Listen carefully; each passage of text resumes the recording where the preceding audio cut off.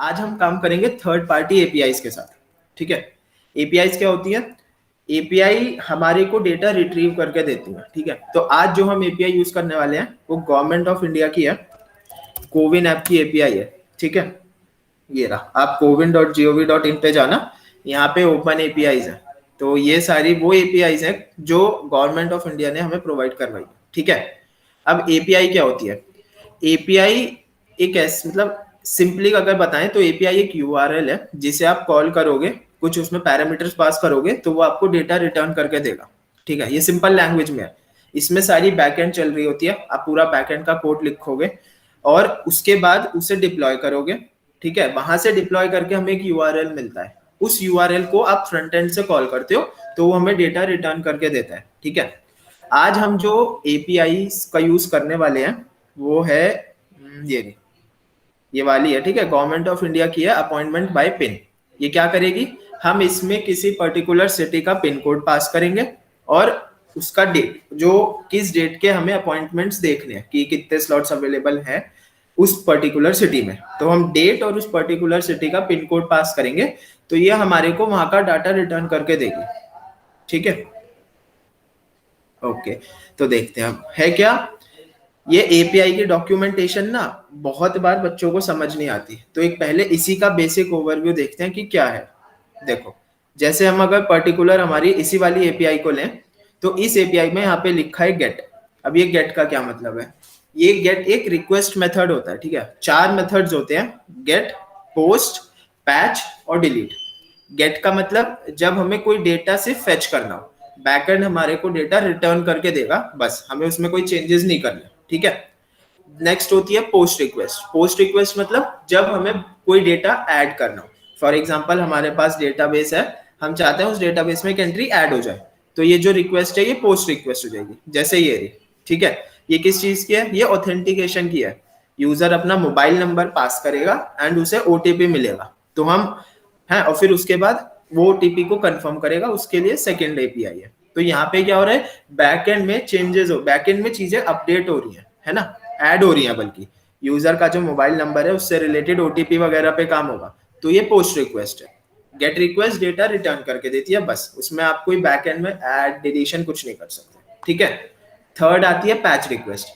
Patch request क्या होती है? अगर हमें कोई डेटा डेटाबेस में अपडेट करना है तो उसके लिए काम आती है पैच रिक्वेस्ट। एंड फोर्थ होती है डिलीट। डिलीट होती है जब कुछ डेटा डिलीट करना हो। ठीक है, ये 4 टाइप की रिक्वेस्ट होती है हमारे पास जिन्हें हम फ्रंट एंड से बनाते हैं। और एक चीज का ध्यान रखना, ये हमेशा कैपिटल्स में ही सिग्निफाई की जाती है, गेट, पोस्ट, पैच और डिलीट। ठीक है, ये 4 रिक्वेस्ट टाइप्स होती हैं। अब इसके बाद ये कुछ लंबा सा यूआरएल है, v2/appointment sessions public, फिर फाइंड बाय पिन, ये होता है सॉरी। ठीक है, ये हमारा मेन यूआरएल है जिसे हमें कॉल करना है। ठीक है, और इससे पहले एक बेस यूआरएल और होता है, वो ये रहा, ये हमारा बेस यूआरएल है, मतलब जो फाइनल यूआरएल बन के निकलेगा ना वो होता है बेस यूआरएल प्लस आपकी एपीआई। ठीक है, तो बेस यूआरएल ये रहा, तो जो फाइनल निकल के आएगा दिस प्लस ये वाला हमारा यूआरएल। ठीक है, तो इसी में ऑप्शन है ट्राई इट आउट का, देखते हैं। ये रहा, यहाँ पे एग्जीक्यूट करेंगे, ये पैरामीटर्स हैं, देखो इस पे लिखा हुआ है रिक्वायर्ड, तो मतलब ये जो पिन कोड है ये रिक्वायर्ड है, हमारे को पिन कोड पास करना ही पड़ेगा। ठीक है, उसके बिना एपीआई हमारे को इनवैलिड रिजल्ट या कुछ एरर थ्रो करेगा। सेकंड डेट वो भी रिक्वायर्ड है, और एक पैरामीटर है हमारे पास एक्सेप्ट लैंग्वेज। ठीक है, यहाँ पे लिखा है हेडर। ये हेडर क्या होता है? हेडर एक ऐसा डेटा होता है जो आपका बैकएंड कुछ एक्स्ट्रा काम करने के लिए यूज करता है। जैसे कि कई बार जब आप किसी वेबसाइट पे लॉग इन करते हो तो आपने देखा होगा कुछ टाइम बाद आप ऑटोमेटिकली लॉग आउट हो जाते हो, तो होता क्या है, जब आप लॉग इन करते हो एक आईडी, सेशन आईडी क्रिएट होती है। ठीक है, वो सेशन आईडी फॉर एग्जांपल 1 घंटा 2 घंटा या 1 दिन 2 दिन के लिए वैलिड होती है, तो जब वो आईडी एक्सपायर हो जाएगी तो आप ऑटोमेटिकली उनकी वेबसाइट से लॉग आउट हो जाओगे। तो वो जो क्या होता है, बैकएंड को ना यूजर को मैच करने के लिए कुछ चीज चाहिए, तो उसके लिए हम सेशन आईडी पास करते हैं, कहाँ पे? हेडर में। ठीक है, अभी हम बताएंगे कि हेडर्स का यूज कैसे करना है। तो उसी में ये बता रहा है कि अगर आपको चाहिए तो एक्सेप्ट लैंग्वेज आप भेज सकते हो, हिंदी भेज सकते हो, हिंदी _in IN, मतलब ये इंडिया।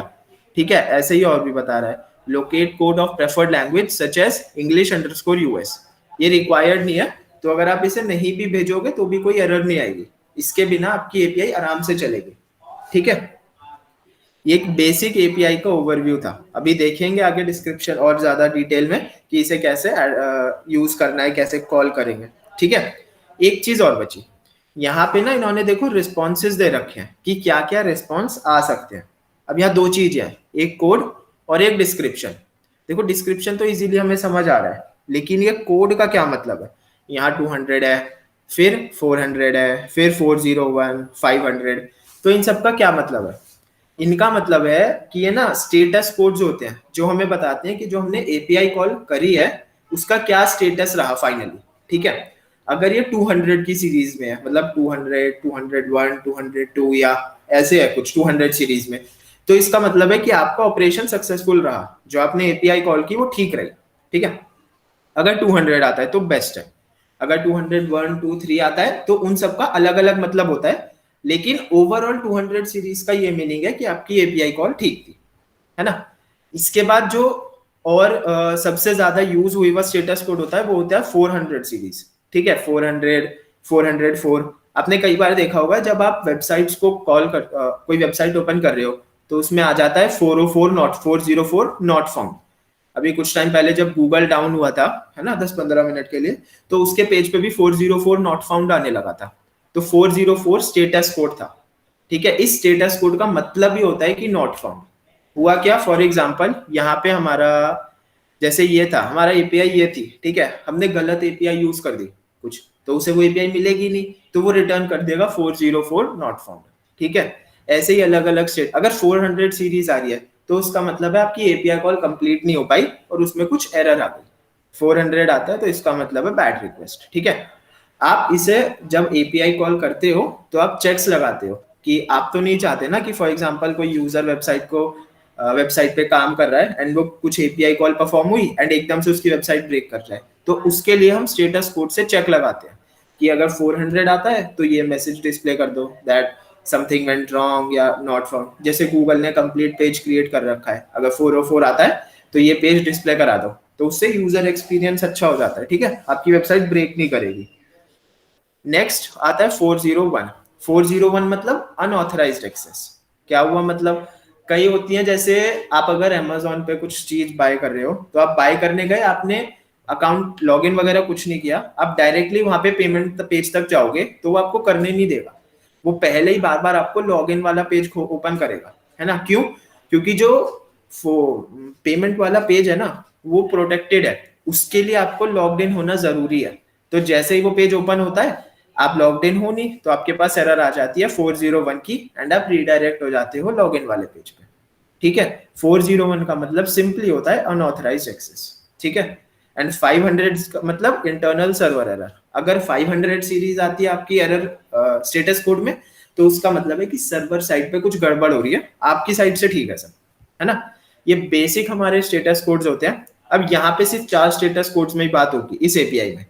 200 आता है तो मतलब सब कुछ ठीक है, 400 आता है तो बैड रिक्वेस्ट, कुछ आपने गलती कर दी, 401 आता है तो अनऑथराइज्ड एक्सेस, 500 आता है तो इंटरनल सर्वर एरर। ठीक है, ये 4 स्टेटस कोड्स हैं जो हमारे को बैकएंड से रिटर्न हो सकते हैं। अब इन्हीं के रिलेटेड यहाँ पे डिस्क्रिप्शन है, जैसे 400 के साथ उसने लिखा हुआ है बैड रिक्वेस्ट।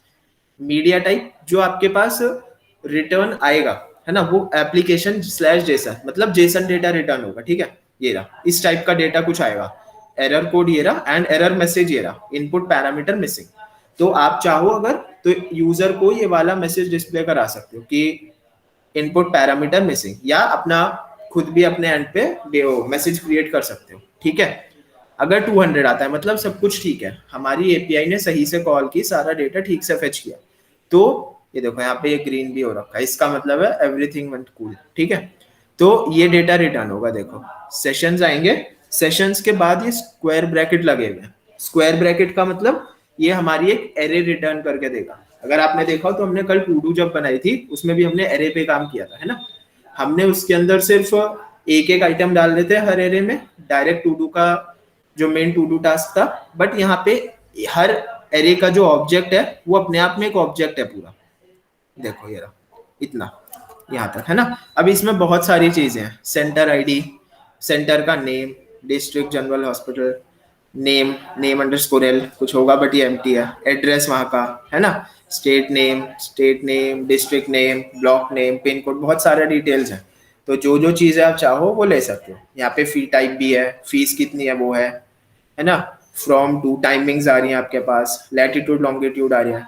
दो ये लैटिट्यूड लॉन्गिट्यूड बहुत ज़्यादा एक्यूरेट नहीं है, 28.7 और 77.1, ये तो बहुत ही वाइड एरिया कवर करेगा, बट स्टिल ठीक है।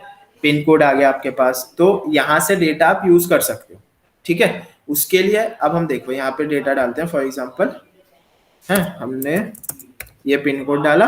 अच्छा, और इस एपीआई में ना एक चीज और है, ये आपको ना नेक्स्ट 2 या 3 डेज का ही डेटा लाके देगी। तो इस चीज का ध्यान रखना कि डेट बहुत ज्यादा आगे की ना हो। जैसे आज 17 है, हम कल का ट्राई करते हैं, 18 का ट्राई करेंगे, ठीक है, एग्जीक्यूट।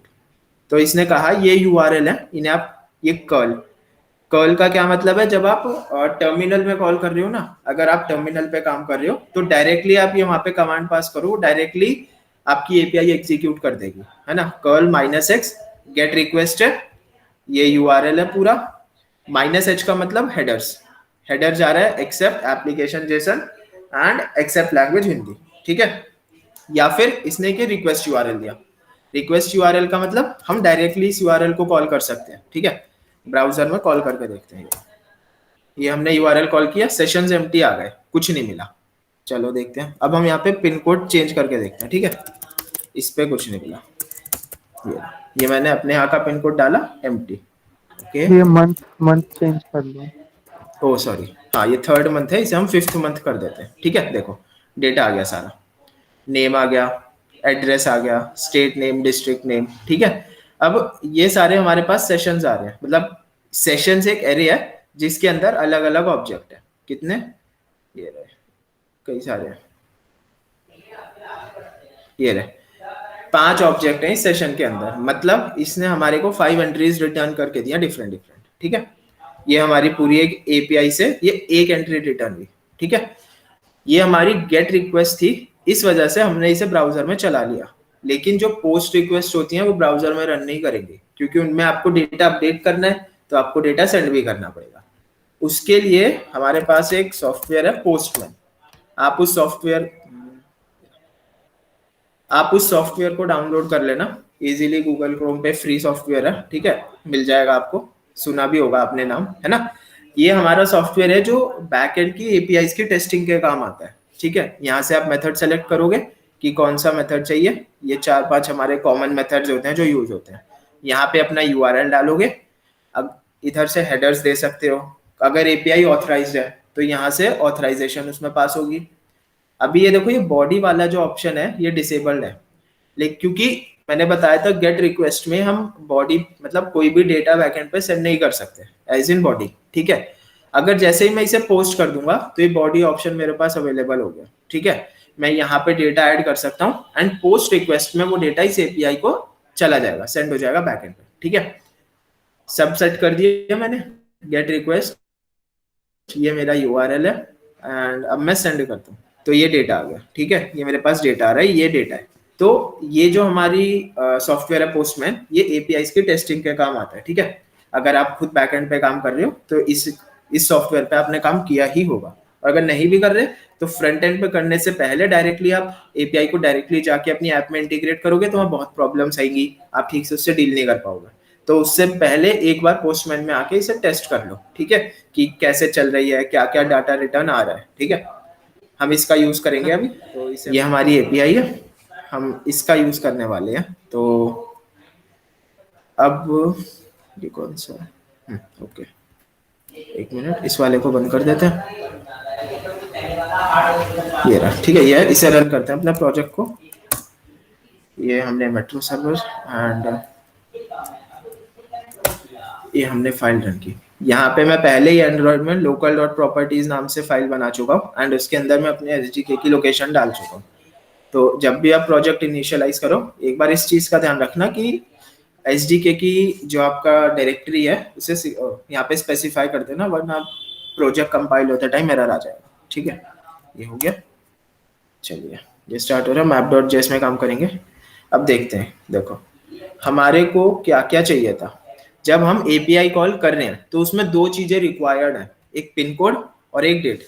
और डेट का भी उसने फॉर्मेट स्पेसिफाई कर रखा है कि इसी फॉर्मेट में चाहिए, है ना। पहले डेट आएगी, फिर मंथ आएगा, फिर उसके बाद ईयर आएगा। तो इसी फॉर्मेट में हम भी काम करेंगे। जो हमें डेट सेंड करनी है सेम इसी फॉर्मेट में सेंड होगी, ठीक है। तो एक क्लास कंपोनेंट क्रिएट कर लेते हैं ऐप के नाम से।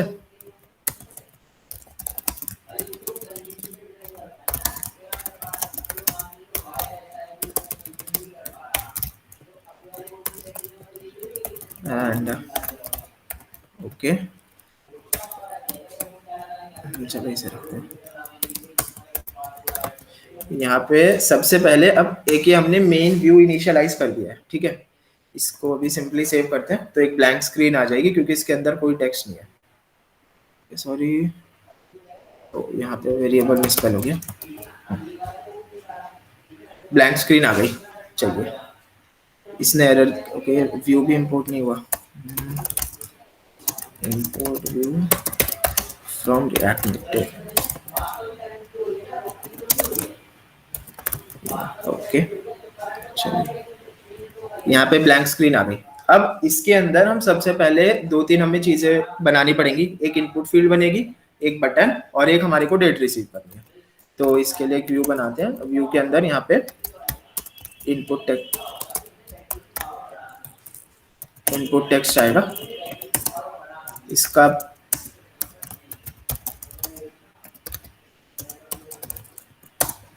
इसमें हमारे को पिन कोड लेना है, तो पिन कोड के लिए हम कीबोर्ड टाइप स्पेसिफाई कर सकते हैं नंबर पैड, ठीक है। और सिर्फ उसमें नंबर्स ही एंटर होंगे, उसके अलावा वो कुछ एक्सेप्ट ही नहीं करेगा। नेक्स्ट हमारे को स्टाइलिंग देनी है, इसे अभी देते हैं। और एक चीज और आई थी जो मेन थी, ऑन इनपुट टेक्स्ट चेंज, है ना। उसके लिए यहाँ पे फंक्शन पास होगा। तो उससे पहले हमारे को यहाँ पे एक स्टेट वेरिएबल बनाना पड़ेगा। देखो, अगर आपने देखा हो तो अभी तक हम स्टेट जब डिक्लेयर कर रहे थे तो हम कंस्ट्रक्टर, उसके अंदर super props, then state declare करते थे। अब रिएक्ट में कुछ टाइम पहले अपडेट आ गई थी, 1-2 साल पहले, तो उसके बाद आपको उस सबको लिखने की जरूरत नहीं है। आप डायरेक्टली यहाँ पे स्टेट इज इक्वल टू लिख के काम कर सकते हो क्लास कंपोनेंट्स में, ठीक है। फंक्शनल कंपोनेंट्स में तो हमने देखा ही था कि हुक्स का यूज होगा। तो यहाँ पे पिन कोड इनिशियली एम्प्टी रखते हैं, नल। एंड एक हम डेट के लिए भी ऑप्शन ले लेते हैं, उसे भी नल डाल देते हैं इनिशियली, ठीक है। तो चलिए, अब ये स्टाइलिंग आ गई, एम्प्टी बोल रहा है styles dot input field and. तो यहाँ पे हम स्टाइल शीट को इंपोर्ट करके नीचे यूज करेंगे। अब ग्लोबल स्टाइलिंग वगैरह के बारे में आप लोगों को पता ही है, तो वो सब क्रिएट करना वो बेस्ट प्रैक्टिसेस होती है। एक इसी फाइल के अंदर यूज करना इट्स नॉट रिकमेंडेड, एंड मैं नहीं कहूँगा कि इसी फाइल में आप क्रिएट कर लो, ठीक है। बट हमारा बहुत बड़ा नहीं रहने वाला है, इसीलिए यहाँ क्रिएट कर लेते हैं। ये हमारी स्टाइल शीट आई। हम विड्थ असाइन कर देंगे and border radius, border width,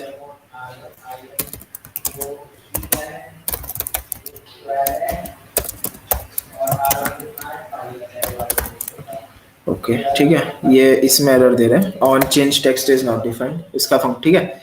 ये एंटर प्रोमो कोड आ गया। यहाँ पे स्टाइल्स डॉट इनपुट फील्ड, ये इनपुट फील्ड हो गई, ठीक है। अभी देखते हैं और थोड़ा सा इसे कर लेंगे। विड्थ इसकी इंक्रीज कर देते हैं, बॉर्डर रेडियस बढ़ा देंगे। Border radius will be 20। ये हो गया। नाउ ये जो हमारा इसका पेरेंट व्यू था, यहाँ पे हम टेक्स्ट अलाइन सेंटर कर देते हैं सो दैट ये इनपुट फील्ड सेंट्रली अलाइन हो जाए। सॉरी, टेक्स्ट इनपुट, टेक्स्ट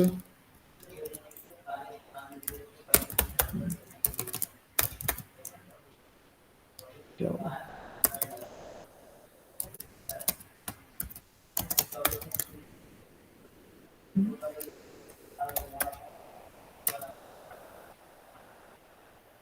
आया क्यों नहीं।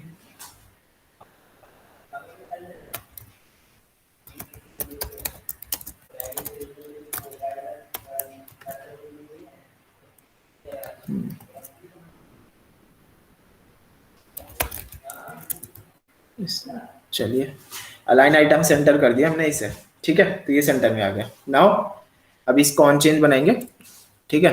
तो इसके लिए हमारे को एक फंक्शन बना लेते हैं, हैंडल पिन कोड। ये फंक्शन बन गया। इस फंक्शन को हम नीचे यूज कर लेंगे यहाँ पे,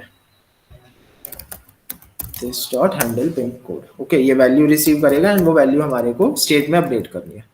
तो this dot set state, pin code की वैल्यू अपडेट कर देंगे वैल्यू से। ठीक है, ये हो गया। तो यहाँ से हमारी इसकी वैल्यू अपडेट हो चुकी है। हम कुछ भी इसमें वैल्यू ऐड करेंगे। देखो सिर्फ पिन हमने, क्योंकि इसका नंबर जो डिफाइन किया था कीबोर्ड, वो नंबर पैड डिफाइन किया था, इसलिए वाला कीबोर्ड यहाँ पे खुलेगा। ठीक है, अब इसके बाद सेकेंडली हमारे को डेट रिसीव करनी है। तो डेट रिसीव करने के लिए हम एक पैकेज डालेंगे, react native date picker.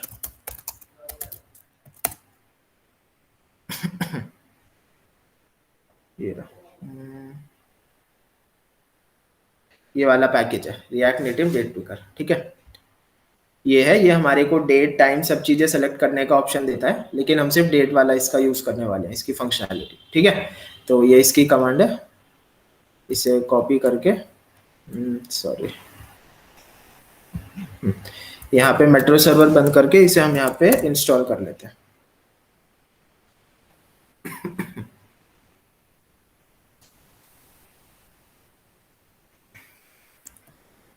Metro server दोबारा स्टार्ट करेंगे एंड इस प्रोजेक्ट को दोबारा से एक बार कंपाइल कर लेंगे। ठीक है, चलिए इतने हम इसे यूज करते हैं। यूज कैसे करेंगे, ये रहा, इस कमांड से हम इसे इंपोर्ट कर लेंगे एंड इसके बाद यूज करते हैं। यहाँ पे इसे इंपोर्ट किया,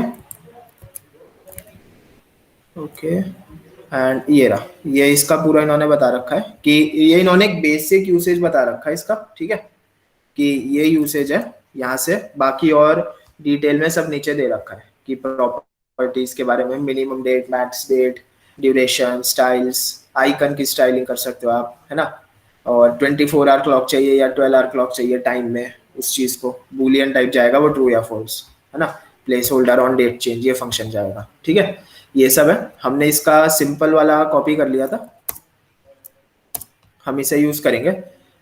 इसे हम डालेंगे इसके इनपुट टेक्स्ट फील्ड के बाद। ठीक है, यहाँ पे पेस्ट करते हैं एंड ये एक सेट स्टेट कर रहा है डेट वेरिएबल में, हमने वो डेट वेरिएबल पहले ही क्रिएट कर रखा है। ठीक है, तो हमारे को बटन की स्टाइलिंग नहीं करनी आइकन की, उसे हटा देंगे। कंफर्म बटन का टेक्स्ट चेंज करते हैं, ओके, एंड डेट का फॉर्मेट हमने देखा था एपीआई में, हमारे को डेट का जो फॉर्मेट है वो डेट, मंथ एंड ईयर में चाहिए, है ना, तो वो फॉर्मेट रखेंगे। एंड ये मिनिमम और मैक्सिमम डेट मांग रहा है, तो मिनिमम डेट इसी साल की दे देते हैं, 2021 की, 2020 दे देते हैं चलो, एंड मैक्सिमम डेट 31 दिसंबर 2022। ठीक है, मिनिमम एंड मैक्सिमम डेट्स ये रहेंगी और ये स्टाइलिंग है। ठीक है, चलिए देखते हैं, रिफ्रेश,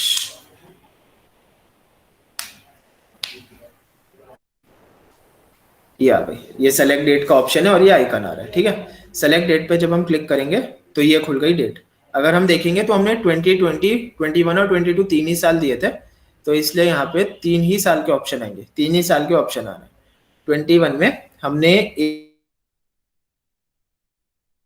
18 मई सेलेक्ट कर ली, उसके बाद ओके करेंगे, तो हमारा जो डेट वेरिएबल है उसमें डेट सेट हो चुकी है। ठीक है, थोड़ी सी यहाँ पे हम मार्जिन टॉप दे देते हैं इसमें, या इसमें नहीं, इनपुट फील्ड में मार्जिन बॉटम दे देंगे।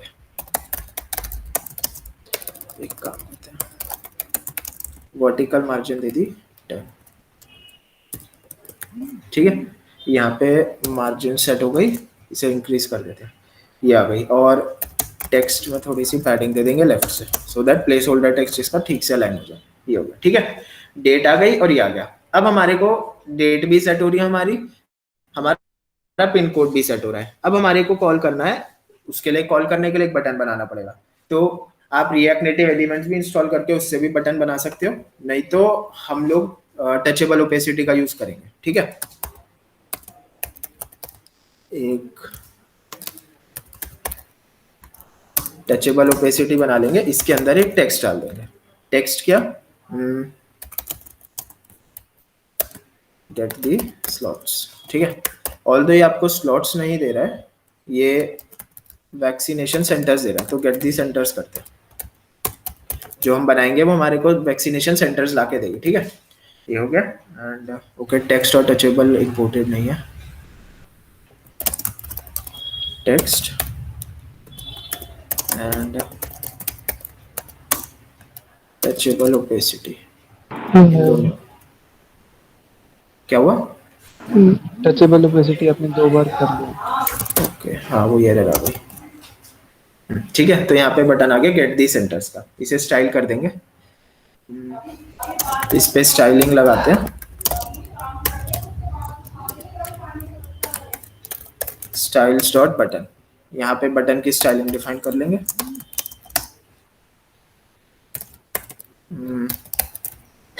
बैकग्राउंड कलर ब्लैक कर देंगे, कलर वाइट कर देंगे एंड पैडिंग दे देंगे थोड़ी सी इसमें। ये बटन बन गया, ठीक है। और बटन है तो बॉर्डर रेडियस भी डाल देते हैं थोड़ा सा, ये आ गया। और वर्टिकल मार्जिन दे देंगे इसमें, मार्जिन इन वर्टिकल 10 की, ठीक है। ये हमारा बटन बन गया। थोड़ी सी एलिवेशन भी दे सकते हैं सो दैट बटन ठीक लगेगा। ओके, ये आ गया, ठीक है। अब ये हमारा बटन बन गया है। अब हमारे को अगर इसे वर्क करना है तो उसके लिए ऑन क्लिक फंक्शन लगाना पड़ेगा टचेबल पे, तो ऑन प्रेस, ठीक है। यहाँ पे एक फंक्शन बनाते हैं सबमिट का। चलिए अब इस फंक्शन को बनाएंगे, ये सबमिट फंक्शन है, ठीक है। ये हमारा मेन, अब होगा क्या, जब हम इस बटन पे क्लिक करेंगे तो ये हमारा एपीआई को कॉल करेगा एंड उस एपीआई से डेटा रिटर्न करके देगा। जो डेटा आएगा उस डेटा को हम एक स्टेट वेरिएबल में स्टोर कर लेंगे, ठीक है। तो एक स्टेट वेरिएबल बना लेते हैं,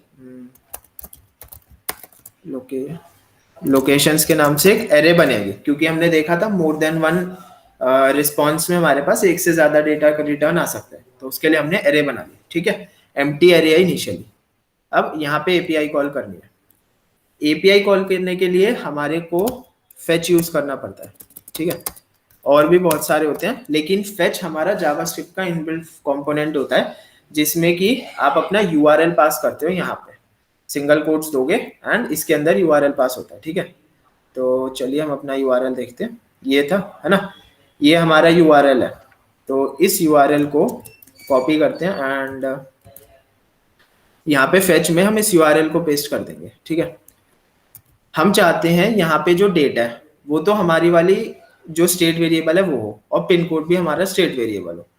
तो उसके लिए हम इसमें डायरेक्टली उन्हें पास नहीं कर सकते। अगर हमें किसी स्ट्रिंग के अंदर वेरिएबल्स पास करने हैं तो उसके लिए बैकटिक्स यूज करने पड़ते हैं। तो ये जो हमने सिंगल कोट्स लगाए हैं ना, इन्हें हम बैकटिक्स से रिप्लेस कर देंगे।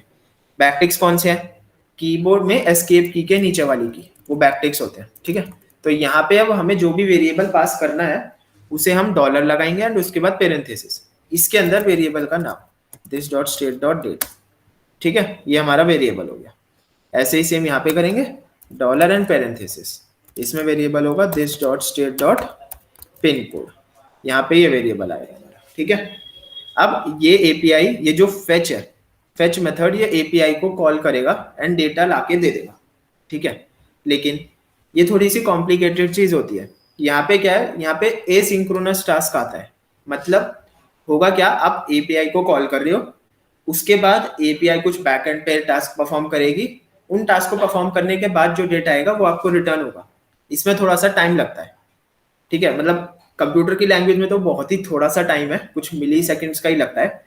लेकिन कई बार क्या होता है, आपका इंटरनेट स्लो है तो टाइम ज्यादा लग गया, या बैकएंड पे कुछ एरर आ गया तो रिस्पॉन्स रिटर्न होने में टाइम लग जाता है ना। तो अब इतनी देर एसिंक्रोनस होता है ये काम। मतलब ये अगर आपने एपीआई कॉल परफॉर्म कर दी तो उसके साथ साथ बैकग्राउंड में दूसरे टास्क भी चलते रहते हैं। वरना होता क्या है कि सारे task line to line perform होते हैं, ठीक है। अगर आप एपीआई कॉल कर रहे हो तो वो एसिंक्रोनस है, तो अगर एपीआई कॉल परफॉर्म हो गई तो उसके साथ दूसरे टास्क भी स्टार्ट हो जाते हैं, वो सब अपने लाइन से चलते रहते हैं, एपीआई की वजह से रुकते नहीं। लेकिन हम चाहते हैं कि उन टास्क को रोक दें, मतलब जब एपीआई कॉल परफॉर्म हो जाए उसके बाद ही वो चले, या हम चाहते हैं जब एपीआई कॉल कंप्लीट हो जाए तो आप कुछ सर्टेन स्टेप्स परफॉर्म कर दो। तो वहां पे हमारे प्रोमिसेस यूज में आते हैं। ठीक है, प्रोमिसेस को कैसे डिफाइन करते हैं, उन्हें डिफाइन करने का वन ऑफ द वे होता है देन एंड कैच। ठीक है, क्या, देन एंड कैच। ये कैसे यूज करते हैं, इन्हें हम फेच में यूज करेंगे। फेच के बाद लगाएंगे डॉट देन, ये एक फंक्शन होगा। उसके बाद लगाएंगे डॉट कैच, ये एक फंक्शन होगा। अब है क्या, अगर हमारी ये जो फेच के अंदर हमने एपीआई पास कर रखी है, ये एपीआई अच्छे से एग्जीक्यूट हो जाती है। मैंने बताया था ना कई सारे रिस्पॉन्सेज होते हैं, अगर ये ठीक ठाक चल जाती है एपीआई हमारी, तो आप जाओ देन में, अगर कुछ एरर आता है तो जाओ कैच में। ठीक है, तो हम इससे अपने कोड को मैनेज कर सकते हैं कि अगर हमारी एपीआई ठीक चल रही है, डेटा अच्छे से रिटर्न हो रहा है, तो वो देन में जाएगा एंड हम इसके अंदर कुछ पर्टिकुलर टास्क यहाँ पे परफॉर्म कर लेंगे। लेकिन अगर कुछ एरर आ जाती है तो वो कैच में जाएगा। ठीक है, अगर आप लोगों ने थोड़ा बहुत जावास्क्रिप्ट पे काम किया या ऑब्जेक्ट ओरिएंटेड लैंग्वेजेस पे काम किया है, तो आपने देखा होगा इफ एल्स कंडीशंस होती हैं एंड ट्राई और कैच ब्लॉक्स होते हैं। तो ये थोड़ा थोड़ा उनकी तरह आप इन्हें रिलेट कर सकते हो। इफ एल्स है, if everything goes fine then, otherwise catch the error, तो इफ एल्स। ठीक है, या ट्राई कैच में भी ऐसा ही होता है, ट्राई अगर सब कुछ ठीक चला तो ट्राई, अदरवाइज कुछ एरर आ गया तो वो डायरेक्टली आगे का कोड स्किप करके कैच में जंप कर जाता है। तो यहाँ भी सेम होगा। ठीक है, यहाँ पे एक एरर रिसीव होती है और अब हमें जो भी टास्क परफॉर्म करना है हम कर लेंगे। तो हम सिंपली कंसोल लॉग कर देते हैं एरर को। अगर कुछ एरर आती है तो आप सिंपली कर दो उसे कंसोल में प्रिंट। ठीक है, अदरवाइज अब हमारे को हैंडल करना है देन। अब है क्या, जब आप फेच यूज कर रहे हो ना, तो आपको जेसन डेटा रिटर्न करना पड़ता है। ठीक है, तो हम क्या करेंगे, इस देन के अंदर से डेटा रिटर्न कर देंगे रिस्पॉन्स डॉट जेसन। ठीक है, इसने क्या किया, जो यहाँ पे इसे आरईएस, जो भी इस एपीआई कॉल परफॉर्म करने के बाद जो रिस्पॉन्स मिला, उस रिस्पॉन्स को जेसन में कन्वर्ट किया एंड उसे वहां से रिटर्न कर दिया। ठीक है, अब इसके बाद हम एक देन और लगा देंगे यहाँ पे एक देन और लगाएंगे। ये देन कब एग्जीक्यूट होगा, अगर हमारा ये वाला देन ठीक से चल जाता है, एपीआई चलेगी ऊपर की, अगर वो ठीक से चली तो इस देन में आ जाओ, मतलब उसमें से रिस्पॉन्स मिला और इसने सिंपली वहां से उसे जेसन में कन्वर्ट करके रिटर्न कर दिया। अगर इतना काम ठीक से हो गया तो आप सेकंड वाले देन के अंदर आ जाओ। ठीक है, अगर इसके बीच में कहीं एरर आता है तो डायरेक्टली कैच ब्लॉक पे आ जाएगा। ठीक है, अब इस देन के अंदर हमें रिस्पॉन्स मिलेगा जिससे हमें काम करना है। हम सिंपली क्या करते हैं, कंसोल लॉग कर लेते हैं अपना रिस्पॉन्स रिजल्ट एंड यहाँ पे रिस्पॉन्स को प्रिंट करेंगे। ठीक है, तो ये हमने एपीआई कॉल कर दी। अब ये सबमिट फंक्शन है, तो जैसे ही हम बटन पे क्लिक करेंगे, जो हमारा पिन कोड है और जो डेट है वो दोनों जाएंगे एंड ये सबमिट फंक्शन में एपीआई कॉल हो जाएगी। ठीक है, डालते हैं, चलिए ये पिन कोड डाला, डेट सेलेक्ट करते हैं कल की 18th में। ओके, डेट और हमारी पिन कोड सेट हो चुका है। अब हम करेंगे गेट दी सेंटर्स। देखो यहाँ पे एक एरर आ रहा है, अगर हमारा ठीक ठाक रिजल्ट चला होता तो साथ में ये भी प्रिंट होता रिजल्ट इज, लेकिन ये नहीं आया, डायरेक्टली ये एरर प्रिंट हुआ है, syntax error, JSON parse error, unrecognized token, ये लेस देन साइन। ये हो क्या रहा है, बैकएंड में कुछ एरर आई है और वो वहां से हमें एचटीएमएल डेटा रिटर्न कर रहा है, तो इस वजह से वो एचटीएमएल डेटा में ये टैग है, तो उसे वो टैग को ये रिकॉग्नाइज नहीं कर पा रहा और इसने एरर थ्रो कर दिया। ठीक है, लेकिन बैकएंड पे भी एरर आया है। ये कैसे पता चला मुझे कि एरर आया, देखो हम क्या करेंगे, ये जो फर्स्ट देन ब्लॉक था ना, इसके अंदर हम स्टेटस कोड चेक कर सकते हैं, जो मैंने बताया था ना 400, 200, 401, 500, वो सब। तो हम यहाँ पे प्रिंट करते हैं स्टेटस कोड। ठीक है, और यहाँ पे डाल देंगे रिस्पॉन्स डॉट स्टेटस, ये जो आरईएस यहाँ से रिसीव किया वो डॉट स्टेटस। सेव करते हैं एंड ये दिया। ओके, अब करते हैं, देखो स्टेटस कोड 403 आ रहा है। मैंने बताया था 400 जो सीरीज होती है उसका मतलब होता है कि एरर आ रही है, कुछ आपके एंड पे आपने कुछ गड़बड़ कर दी। ठीक है, अब ये जो गड़बड़ हो रही है ये हेडर्स की वजह से हो रही है। मैंने देखा था इनकी एपीआई में कुछ इशू है, ये बहुत लोगों के साथ आ रहा है। कोविन, देखो ये रहा पहला ही सर्च रिजल्ट है, कोविन एपीआई गिवन 403 एरर, है ना। तो यहाँ पे एक गिटहब इशू है, इसमें एक बंदे ने बता रखा है कि आप इसे कैसे रिजॉल्व कर सकते हो। उसके लिए हमारे को कुछ एक्स्ट्रा हेडर्स हैं जो पास करने की नीड है। ये रहे, ये हेडर्स हैं जो हमें पास करने हैं, है ना। हमने अभी एपीआई में देखा था कि हेडर्स क्या होते हैं, अब देखते हैं उन्हें यूटिलाइज कैसे करेंगे। ये जहां पे हम यूआरएल पास कर रहे हैं, इसी के बाद कॉमा लगाएंगे, पेरेंथेसिस देंगे, एंड यहाँ पे हेडर्स को पूरा पास कर देंगे। बस यहाँ पे आपको इक्वल टू की जगह कोलन लगाना है, ठीक है। ये हमारे हेडर्स हैं, ऐसे हेडर्स पास होते हैं। यहाँ पे हम एक हेडर पास कर रहे हैं यूजर एजेंट, ठीक है, और वो ये पूरा है, ठीक है। इन्होंने कहा था कि आप चाहो तो एक्सेप्ट लैंग्वेज का भी हेडर पास कर सकते हो।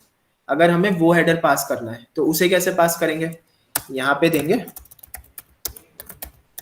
Accept language colon and second header, हम यहाँ पे दे देंगे हिंदी अंडरस्कोर इंडियन, तो हिंदी में डेटा आ जाएगा, ठीक है। ये हमारा रिक्वायर्ड नहीं है तो हम इसे रखेंगे नहीं, क्योंकि आई गेस मेरा एमुलेटर हिंदी डेटा को हैंडल नहीं कर पाएगा, ठीक है। तो ये वाला हेडर हमारा रिक्वायर्ड है, बिकॉज हमारे को 403 एरर आ रही थी उसे ओवरकम करने के लिए, ठीक है। अब देखते हैं, अब देखना हमारा जो रिस्पॉन्स है वो सही आ जाएगा। कल की डेट डाली, ओके, एंड सबमिट करते हैं। तो देखो 200 आ गया, बट रिजल्ट एम्प्टी है, लेकिन 200 मिल गया, मतलब हमारी एपीआई कॉल ठीक हो रही है ना। अब डेटा एम्प्टी आ रहा है, वो देखते हैं डेटा एम्प्टी क्यों आ रहा है। एक काम करते हैं, यहाँ पे अपनी स्टेट को प्रिंट करके देखते हैं कि क्या हमारे स्टेट वेरिएबल्स में वैल्यू स्टोर हो भी रही है या उसी में एरर आ रही है।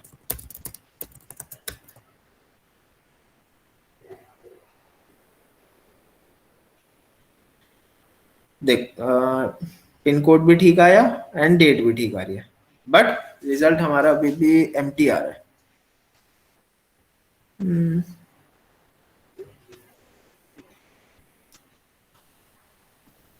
यहाँ पे हमें मेथड भी बताना पड़ेगा कि कैसी एपीआई है, गेट है ना।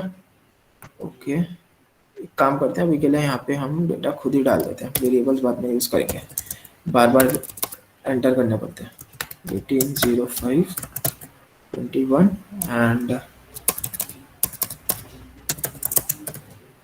ओके, रिस्पॉन्स अभी भी एम्प्टी है। इस एपीआई से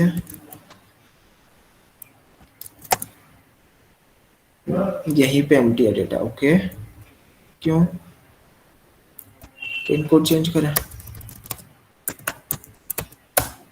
इस पे डेटा आ गया, ओके। आई गेस कुछ पिन कोड में एरर हो रहा है, पता नहीं क्या, या तो मैं पिन कोड गलत डाल रहा हूँ मे बी, तो हम पिन कोड चेंज करते हैं, अब देखेंगे।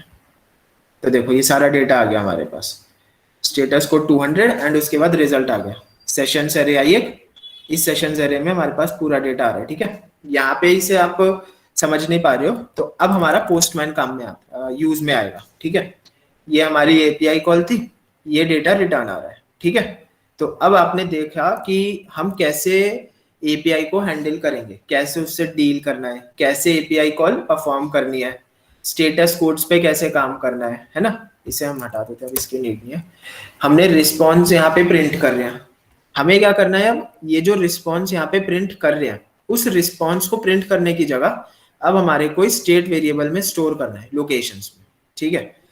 लोकेशंस में स्टोर कैसे करेंगे, देखो हमारे पास इतना रिस्पॉन्स आया पूरा, है ना।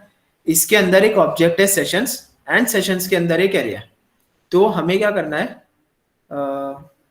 जस्ट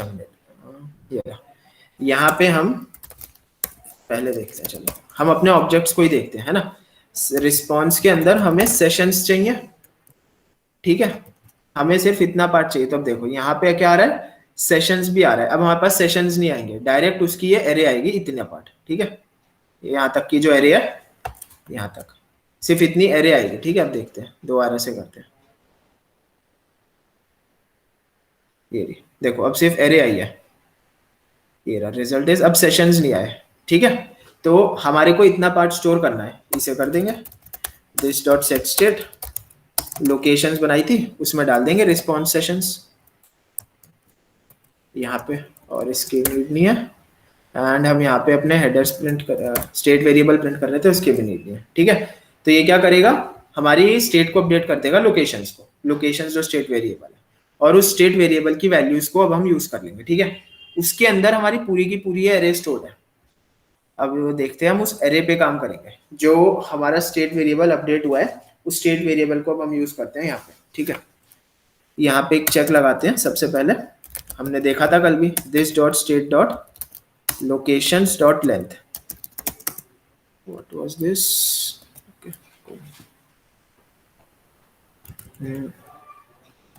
ठीक है, अगर हाँ हमने यहाँ पे इसकी लेंथ पे चेक कर लगाया, हमने देखा था टर्नरी ऑपरेटर्स, तो हम उन्हें यूज करने वाले हैं। इफ जो एरे है उसकी लेंथ 0 है, कुछ उसमें मतलब कुछ भी नहीं है, एम्प्टी है, तो डिस्प्ले करा देंगे हम text no locations found.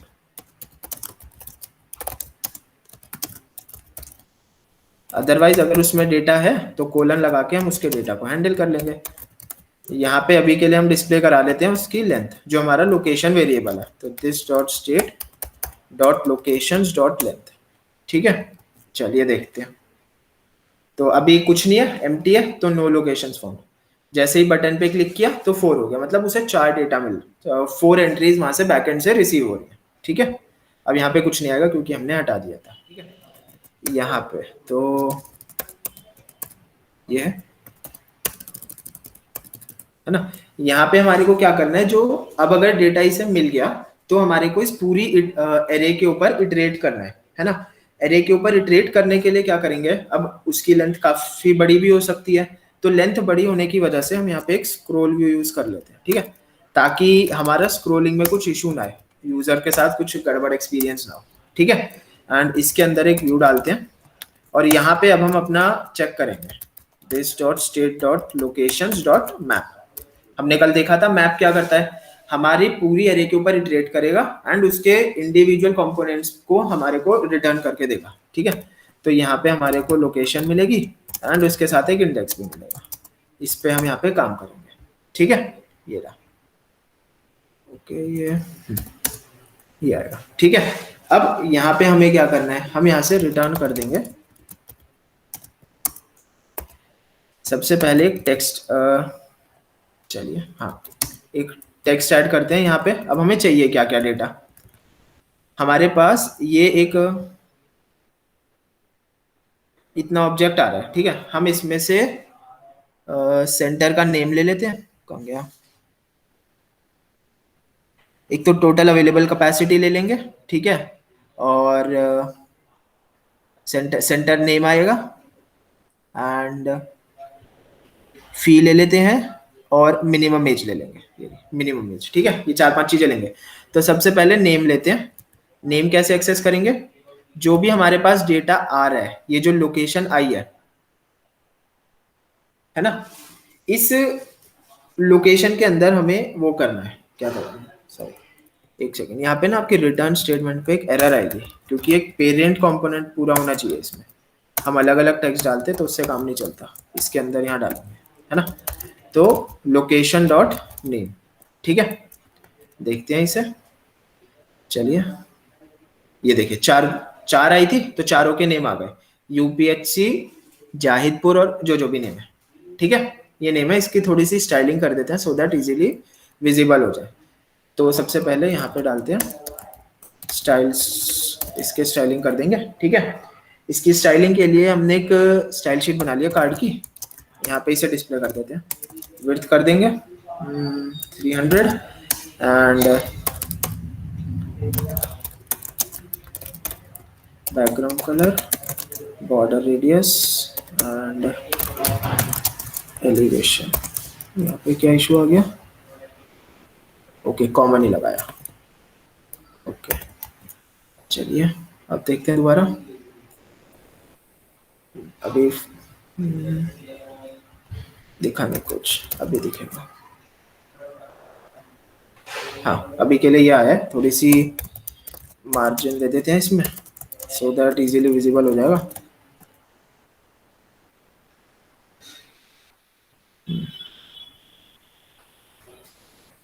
Okay, इसमें मार्जिन, थोड़ी मार्जिन अंदर देंगे अभी।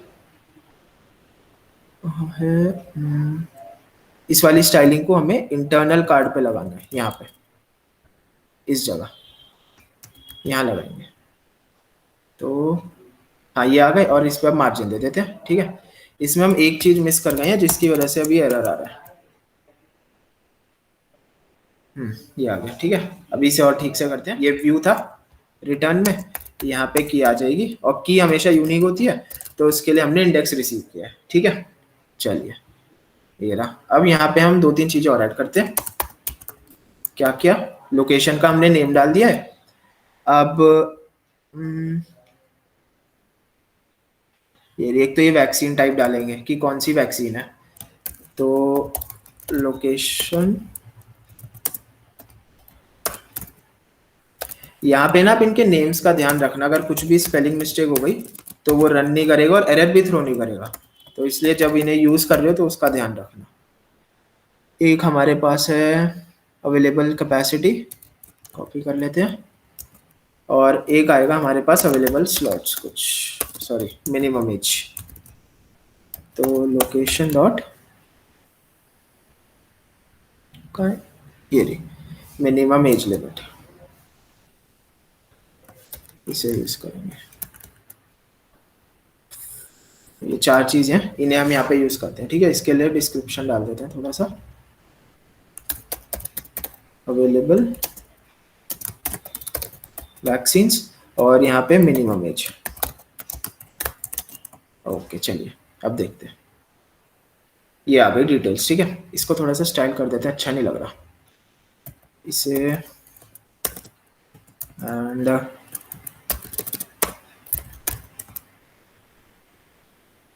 ये आ गया। ठीक है, चलिए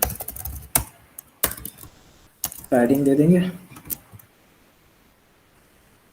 ये हो गया। अब ये ठीक लग रहा है ना। अब यहाँ पे थोड़ी सी जो इंडिविजुअल टेक्स्ट है इन पे स्टाइल कर देते हैं। हमारा ऑलमोस्ट काम हो चुका है, थोड़ी सी स्टाइलिंग और डालेंगे, क्योंकि इनमें एक एक 2-2 लाइन के, इसलिए मैंने अलग से इनके लिए स्टाइल शीट्स नहीं बनाई है। अलग से स्टाइल शीट बनाने का फायदा तब है अगर आपको काफी सारी स्टाइलिंग डालनी हो, या फिर आपके जो स्टाइल्स हैं वो रिपीट हो रहे हो। हमारे रिपीट भी नहीं हो रहे और हम अलग से भी नहीं डाल रहे, तो इसलिए इसी से हमारा काम चल जाएगा। ठीक है, ये हो गया।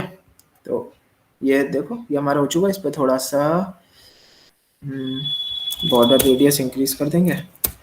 एंड एक चीज अभी हमने छोड़ रखी है, हम क्या कर रहे हैं, हमने डेट और पिन कोड हम मैन्युअली पास कर रहे हैं, इस चीज को चेंज कर देते हैं वापस।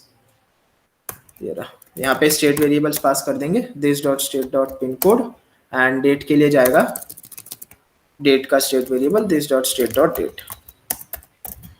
ये रहा, ठीक है। अब नो लो, इससे थोड़ा सा स्टाइल कर देते हैं, फॉन्ट साइज इंक्रीज कर देंगे, एंड